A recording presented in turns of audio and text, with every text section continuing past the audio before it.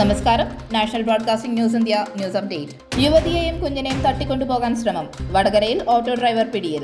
കോഴിക്കോട് വടകര വെല്ലിയാപ്പള്ളിയിൽ 28-കാരിയെയും കുഞ്ഞിനെയും തട്ടിക്കൊണ്ടുപോകാൻ ശ്രമമെന്ന് പരാതി. ആശുപത്രിയിലേക്ക് പോകാൻ കയറിയ ഓട്ടോയിലാണ് തട്ടിക്കൊണ്ടുപോകാൻ ശ്രമിച്ചത്. യുവതിയുടെ പരാതിയിൽ പ്രതിയെ അറസ്റ്റ് ചെയ്യാനെത്തിയപ്പോൾ പ്രതി പോലീസുകാരെ മർദ്ദിച്ചു. വടകര പാർക്കോ ആശുപത്രിയിലേക്കുള്ള യാത്രക്കിടെ സജീഷ് കുമാർ ഓട്ടോയുമായി മറ്റൊരു വഴിയിലൂടെ പോകുകയായിരുന്നു. യുവതി കാര്യം അന്വേഷിച്ചപ്പോൾ ഗതാഗത കുരുക്ക് മൂലം വഴിമാറി പോകുകയാണെന്നും പെട്ടെന്ന് എത്താനാകുമെന്നും അറിയിച്ചു. എന്നാൽ ഏറെ ദൂരം വഴിമാറിപ്പോയതോടെ യുവതിക്ക് സംശയം തോന്നുകയും ബഹളം വയ്ക്കുകയും ചെയ്തു. നാട്ടുകാർ ശ്രദ്ധിക്കുന്നുവെന്ന് മനസ്സിലാക്കിയ പ്രതി യുവതിയെയും കുഞ്ഞിനെയും ആയിഞ്ചേരി ഭാഗത്ത് ഇറക്കിവിട്ടു.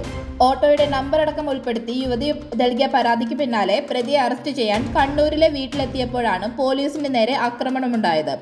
പ്രതിയെ പിടികൂടാൻ ശ്രമിച്ച SIക്ക് തലക്ക് പരിക്കേറ്റു. SIയെ കടിച്ചു.